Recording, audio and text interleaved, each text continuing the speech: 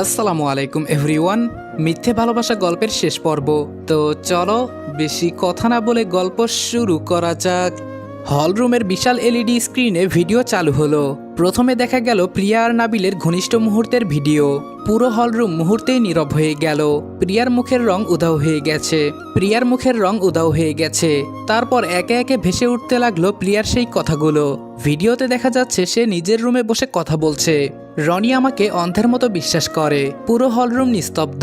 প্রিয়া যেন নিঃশ্বাস নিতে ভুলে গেছে। ভিডিওটা চলতে থাকলো।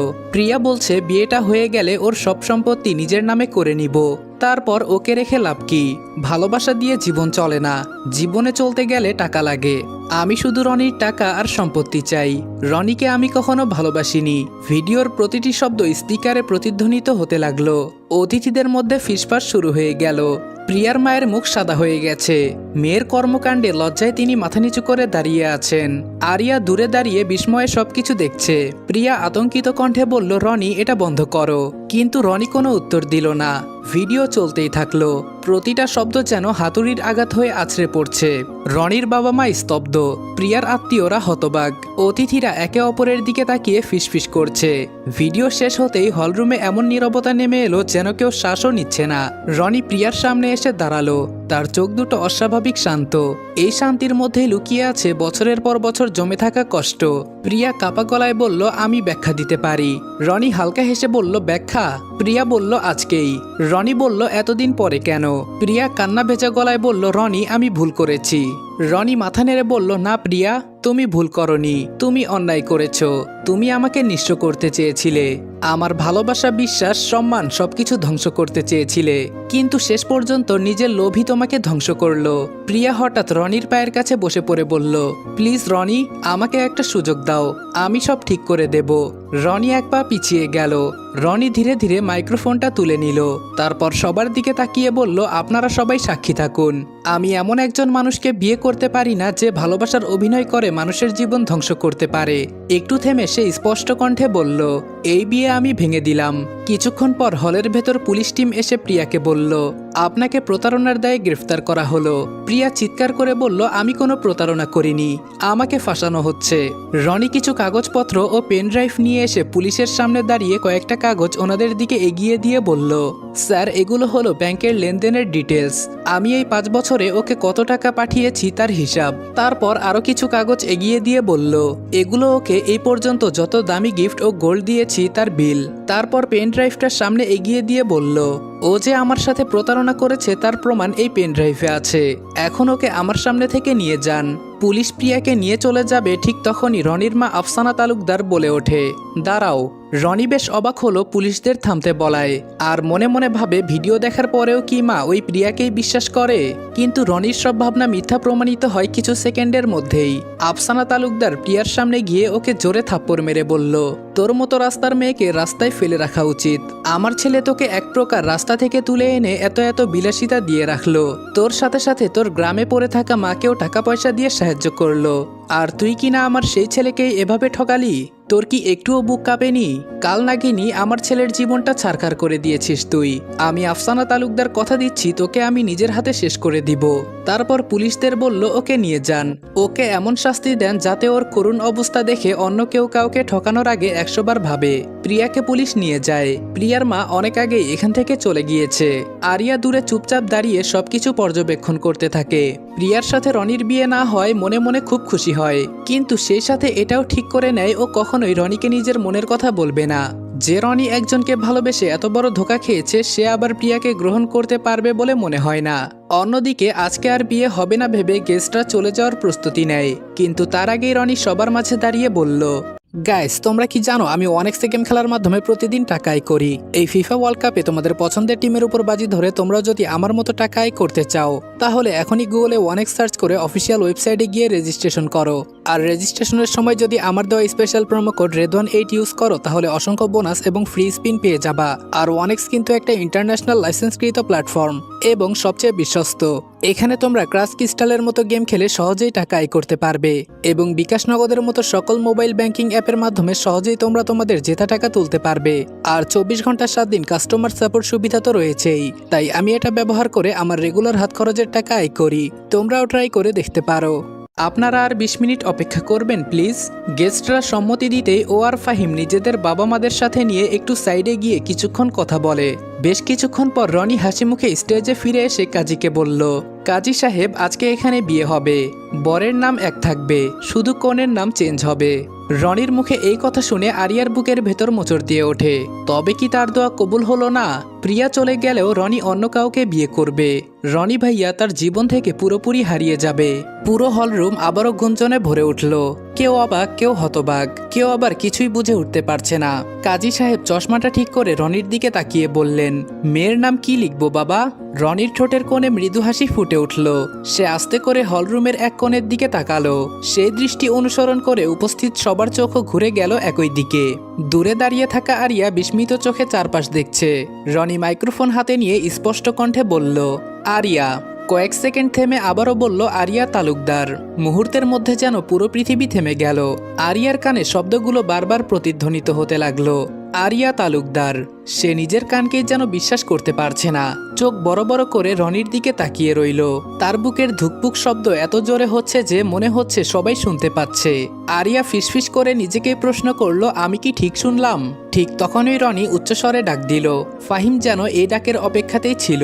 মুখ ভরা হাসি নিয়ে সামনে এগিয়ে এলো সে। তার হাতে ছিল লাল রঙের একটি শপিং ব্যাগ আর গয়নার কয়েকটি বক্স। সবার সামনে এসে বলল, অবশেষে অনুমতি পেলাম। তারপর ব্যাগ আর গয়নার বক্সগুলো রনির হাতে তুলে দিল। আরিয়া আরো অবাক হয়ে গেল। সে দ্রুত নিজের পরিবারের দিকে তাকালো, কিন্তু তাদের মুখে কোনো বিস্ময় নেই, বরং সবাই হাসছে। আরিয়ার মা চোখ মুছতে মুছতে বলল, যা মা, দাঁড়িয়ে আছিস কেন? আরিয়া হতবম্ব হয়ে বলল, মা তোমরা? তার বাবা মৃদু হেসে বলল, রনি আমাদের বলেছে। আরিয়া বলল, মানে? তখন রেহমান তালুকদার বললেন, রনি কিছুক্ষণ আগে আমাদের সবকিছু বলেছে। আফসানা তালুকদার আরিয়ার কাছে এসে তার মাথায় হাত বুলিয়ে দিলেন। তুই কি ভাবিস আমরা কিছুই বুঝি না? যেভাবে তুই বছরের পর বছর আমাদের ছেলেটাকে ভালোবেসে গিয়েছিস, সেটা কি আমাদের চোখ এড়িয়ে গেছে? কিছুই এড়াতো না, কিন্তু তখন আমাদের কাছে কোনো রাস্তা ছিল না, তাই চুপ থাকতাম। আরিয়ার চোখ ভিজে উঠল। সে কিছু বলার ভাষা খুঁজে পেল না। ফাহিম হেসে বলল, এই মেয়েটা তো ভাবছিল পৃথিবীর কেউ কিছু জানে না। চারপাশে হালকা হাসির রোল পড়ে গেল। আরিয়া লজ্জায় মাথা নিচু করে ফেলল, কিন্তু তার মাথার ভেতর তখনও একটাই প্রশ্ন ঘুরছে, রনি কি সত্যিই তাকে বিয়ে করতে চায়? ঠিক তখনই রনি আস্তে করে তার সামনে এসে দাঁড়ালো। চারপাশের কোলাহল যেন মিলিয়ে গেল। শুধু দুজন মানুষের চোখ একে অপরের দিকে স্থির হয়ে রইল। রনি শান্ত গলায় বলল, আরিয়া, আমি জানি আজকের দিনটা তোর জন্য সহজ ছিল না। আরিয়ার চোখ বেয়ে অশ্রু গড়িয়ে পড়ল। রনি আবার বলল, আমি অনেক ভুল করেছি, অনেক কিছু বুঝতে দেরি করেছি, কিন্তু একটা জিনিস বুঝতে খুব বেশি সময় লাগেনি। আরিয়া কাপা গলায় জিজ্ঞেস করলো, কি? রনি মুচকি হেসে বলল, আমাকে যে মানুষটা নিঃস্বার্থভাবে ভালোবাসে সেটা হলো তুই। আরিয়ার চোখের পানি এবার আর থামলো না। রনি তার দিকে শাড়ির ব্যাগটা এগিয়ে দিয়ে বলল, তাই শেষবারের মতো একটা প্রশ্ন করছি, তুই কি আমার জীবনের বাকি পথটাও আমার পাশে হাঁটবি? হলরুমটা নিস্তব্ধ হয়ে গেল। সবাই অপেক্ষা করছে আরিয়ার উত্তরের জন্য। আরিয়া কান্না করতে করতে রনির দিকে তাকালো, তারপর ধীরে ধীরে মাথা নিচু করে ফেলল। লজ্জায় রাঙা মুখে খুব আস্তে করে বলল, হ্যাঁ। মুহূর্তের মধ্যে পুরো হলরুম করতালিতে মুখর হয়ে উঠল, আর রনির মুখে ফুটে উঠল বহুদিন পর পাওয়া এক সত্যিকারের হাসি। রাত অনেকটা গড়িয়ে গেছে। সারাদিনের ব্যস্ততা, কান্না, হাসি আর অসংখ্য ঘটনার পর অবশেষে বাড়িটা কিছুটা শান্ত হয়েছে। চারদিকে উৎসবের আবহ এখনো রয়ে গেছে, তবে কোলাহল অনেকটাই কমে এসেছে। রনির ঘরে ফুলের মিষ্টি সুবাস ছড়িয়ে আছে। পুরো ঘরটা সুন্দর করে সাজানো। বিছানার চারপাশে রঙিন ফুল, নরম আলো আর শান্ত পরিবেশ যেন মুহূর্তটাকে আরো বিশেষ করে তুলেছে। ফুলে সাজানো খাটের এক কোণে চুপচাপ বসে আছে আরিয়া। তার বুকের ভেতরটা অদ্ভুতভাবে কাঁপছে। এত বছরের অপেক্ষা, এত না বলা অনুভূতি, এত স্বপ্ন, সবকিছু যেন আজকে এক জায়গায় এসে মিলেছে। নিজের হাত দুটো শক্ত করে জড়িয়ে ধরে বসে আছে সে। মাথা নিচু, চোখে লাজুকতা, আর মনের ভেতর হাজারো অনুভূতির ঢেউ। ঠিক তখনই দরজার বাহিরে কারো পায়ের শব্দ ভেসে এলো। আরিয়ার হৃদস্পন্দন যেন আরো দ্রুত হয়ে উঠল। ধীরে ধীরে দরজাটা খুলে গেল। দরজা ঠেলে ভেতরে প্রবেশ করলো রনি। ঘরে ঢুকতেই তার দৃষ্টি গিয়ে থামলো আরিয়ার উপর। ফুলের সাজের মাঝে বসে থাকা মেয়েটাকে দেখে কয়েক মুহূর্তের জন্য সে স্থির হয়ে গেল। আরিয়াও ধীরে ধীরে মুখ তুলে তাকালো। দুজনের চোখ এক হলো। মুহূর্তটা যেন কয়েক সেকেন্ডের জন্য থমকে গেল। চারপাশের সব শব্দ হারিয়ে গিয়ে শুধু নীরবতাই তাদের মাঝে কথা বলতে লাগলো। রনি দরজাটা আস্তে করে বন্ধ করে কিছুটা এগিয়ে এলো। কয়েক সেকেন্ড কেউ কোনো কথা বলতে পারলো না। অবশেষে রনি হালকা হেসে বলল, এত ভয় পাচ্ছিস কেন? আরিয়া লজ্জা পেয়ে মাথা নিচু করে বলল, ভয় পাচ্ছি না। রনি বলল, তাহলে হাত কাঁপছে কেন? আরিয়ার সঙ্গে সঙ্গে নিজের হাত দুটো পেছনে লুকিয়ে ফেলল। রনি মুচকি হেসে বলল, ভয় পাওয়ার কিছু নেই, স্বাভাবিক হয়ে বস। আরিয়া বলল, আমার কাছে এখনো সবকিছু কেমন স্বপ্ন স্বপ্ন লাগছে। রনি আরিয়ার হাত দুটো নিজের দুই হাতের মুঠোয় নিয়ে বলল, কোনো কিছু স্বপ্ন না, সব স্বচ্ছ আয়নার মতো সত্য। আজকে থেকে তোর রনি ভাইয়া শুধুমাত্র তোর, তার সবকিছুর উপর একমাত্র তোর অধিকার। একটা কাজ করবি, তোর শাড়ির আঁচলে শক্ত করে বেঁধে রাখবি আমাকে, যাতে কোনোদিন যেতে না পারি। রনির কথায় আরিয়া ফিক করে হেসে দেয়। রনি কিছুক্ষণ চুপচাপ আরিয়ার দিকে তাকিয়ে থাকে। তারপর আরিয়াকে টেনে নিজের বুকের সাথে চেপে ধরে বলল, চুপচাপ এখানে কিছুক্ষণ থাক, কোনো নড়াচড়া করিস না, শব্দও করিস না, আমাকে একটু শান্তি দে। 1 মাস হলো শান্তিতে নিঃশ্বাসটাও নিতে পারছিলাম না। বেশ অনেকক্ষণ আরিয়াকে বুকে নিয়ে বসেছিল রনি। তারপর দীর্ঘশ্বাস ফেলে বলল, জানিস 1 মাস আগেও আমি ভাবিনি আমার জীবনে এমন একটা মোড় নেবে। আরিয়া চুপচাপ শুনতে লাগলো। রনি আবার বলল, তোর ডায়েরিটা না পড়লে হয়তো আমি কখনো বুঝতেই পারতাম না আমার পাশে এমন একজন মানুষ ছিল যে নিঃস্বার্থভাবে আমাকে ভালোবেসেছে। আরিয়া বলল, আমি তো কখনো কিছু জানাতে চাইনি। রনি মৃদু কণ্ঠে বলল, আমি জানি, আর সেই কারণেই তুই সবার থেকে আলাদা। আরিয়া মাথা তুলে তাকালো। রনি হেসে বলল, তবে একটা অভিযোগ আছে। আরিয়া বলল, কি অভিযোগ? রনি বলল, এত বছর ভালোবাসলি কিন্তু একবারও বললি না কেন? আরিয়া লজ্জা পেয়ে বলল, বললে যদি দূরে সরে যেতে। রনি কয়েক মুহূর্ত চুপ করে রইল। তারপর শান্ত গলায় বলল, আরিয়া, আমি প্রতিশ্রুতি দিচ্ছি, আজকে থেকে তোকে আর কখনো একা অনুভব করতে দেব না। এত বছর আমাকে না পাওয়ার ভাবনা তোকে যতটুকু কষ্ট দিয়েছে তার চাইতেও বেশি সুখ দিয়ে তোকে ভরিয়ে রাখবো। রনির কথাগুলো শুনে আরিয়ার চোখ বেয়ে আবারও অশ্রু গড়িয়ে পড়ল। রনি টেবিল থেকে একটি টিস্যু এনে তার দিকে বাড়িয়ে দিল। এই যে, আবারও কান্না শুরু করে দিলি, এত ছিচকাদুনি কবে হলি তুই? আরিয়া নাক টেনে টেনে জবাব দিল, আমি মোটেও ছিচকাদুনি না। আরিয়ার কথা শুনে রনি ভ্রু কুঁচকে নাটকীয় ভঙ্গিতে বলল, তুই অবশ্যই ছিচকাদুনি। আমি তোকে বিয়ে করার পর থেকে যতবার তাকিয়েছি ততবারই তোকে কাঁদতে দেখেছি। আরিয়া ঠোঁট ফুলিয়ে বলল, আচ্ছা, তাহলে আমাকে বিয়ে করলে কেন? রনি এক মুহূর্ত দেরি না করে জবাব দিল, কারণ এই ছিচকাদুনি মেয়েটাকেই আমি সারা জীবন সামলাতে চাই। কথাটা শুনে আরিয়ার গাল দুটো আবারও লাল হয়ে উঠল। রনি হেসে বলল, এই যে, আবার লজ্জা পেলি? আরিয়া বলল, না। রনি বলল, মিথ্যা বলছিস? আরিয়া উত্তর দিল, বলছি না। রনি বলল, তাহলে আমার দিকে তাকিয়ে বল। আরিয়া সাহস করে মুখ তুলল, কিন্তু রনির চোখের দিকে তাকাতেই আবার মাথা নিচু করে ফেলল। রনি হেসে উঠে বলল, এই অবস্থায় তুই আমাকে সামলাবি কিভাবে শুনি? আরিয়া এবার বলল, চেষ্টা করব। রনি বলল, শুধু চেষ্টা? আরিয়া বলল, হুম। রনি বলল, আর আমি? আরিয়া উত্তর দিল, আপনিও করবেন। রনি অবাক হওয়ার ভান করে বলল, আমি আবার কি করব? আরিয়া মৃদু হেসে বলল, আমাকে সবসময় ভালোবাসবেন। কথাটা শুনে রনির হাসিটা ধীরে ধীরে মিলিয়ে গেল। তার চোখে অন্যরকম কোমলতা নেমে এলো। সে আরিয়ার কপালে আলতো করে হাত রেখে বলল, এটা কোনো চেষ্টা না আরিয়া, এটা আমার দায়িত্ব। আরিয়ার বুকের ভেতরটা কেমন করে উঠল। রনি বলল, আজকে থেকে তোর হাসি, তোর কান্না, তোর সুখ, তোর অভিমান, সবকিছুর ভাগিদার আমি। তুই আর কখনো একা না। আরিয়া আর কিছু না বলে শুধু নিঃশব্দে রনির কাঁধে মাথা রাখল। ঘরের নরম আলোয় দুইজনেই কিছুক্ষণ চুপচাপ বসে রইল। বাহিরে রাত আরো গভীর হচ্ছিল, কিন্তু তাদের জীবনে যেন নতুন একটা ভোরের শুরু হলো।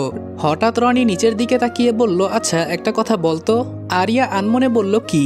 রনি বলল, তোর ডায়েরিতে আমার নামে প্রায় 300 পৃষ্ঠা লেখা ছিল। আরিয়া অবাক হয়ে বলল, আপনি সব পড়েছেন? রনি বলল, হুম। আরিয়া আবার প্রশ্ন করল, সব? রনি বলল, একটাও বাদ দেইনি। লজ্জায় আরিয়ার মনে হলো মাটির নিচে ঢুকে যায়। রনি দুষ্টু হেসে বলল, বিশেষ করে সেই পৃষ্ঠাটা খুব ভালো লেগেছে, যেখানে লেখা ছিল, রনি ভাইয়া হাসলে মনে হয় পৃথিবীর সবকিছু সুন্দর। আরিয়া লজ্জা পেয়ে বলল, আপনি ওটাও পড়েছেন? আরিয়া সঙ্গে সঙ্গে 2 হাত দিয়ে মুখ ঢেকে ফেলল। তারপর রনি আস্তে করে আরিয়ার হাত দুটো সরিয়ে দিয়ে বলল, ধন্যবাদ আরিয়া। আরিয়া প্রশ্ন করল, কিসের জন্য? রনি আরিয়ার কপালের সাথে নিজের কপাল ঠেকিয়ে বলল, এত বছর ধরে আমার জন্য অপেক্ষা করার জন্য। আরিয়ার চোখ আবার ভিজে উঠল। সে বলল, অপেক্ষাটা সার্থক হয়েছে বলেই তো আজকে এত ভালো লাগছে। রনি মৃদু হেসে আরিয়ার কপালে আলতো করে চুমু দিয়ে ফিসফিস করে বলল, শুভরাত্রি মিসেস আরিয়া তালুকদার। আরিয়া লজ্জায় চোখ বন্ধ করে ফেলল। তার ঠোঁটের কোণে তখন তৃপ্তির এক মিষ্টি হাসি। আসসালামু আলাইকুম এভরিওয়ান। মিথ্যে ভালোবাসা গল্পটা এখানেই শেষ করলাম। সম্পূর্ণ গল্পটা তোমাদের কেমন লেগেছে এটা অবশ্যই কমেন্ট করে জানাতে ভুলবা না। আর যদি ভিডিওটা ভালো লেগে থাকে তাহলে অবশ্যই লাইক, কমেন্ট এবং শেয়ার করে দিবা। আর চ্যানেলে নতুন হলে অবশ্যই সাবস্ক্রাইব করতে ভুলবা না। তো দেখা হচ্ছে তোমাদের সাথে নেক্সট ভিডিওতে। ততক্ষণ ভালো থাকবা, সুস্থ থাকবা। আল্লাহ হাফেজ।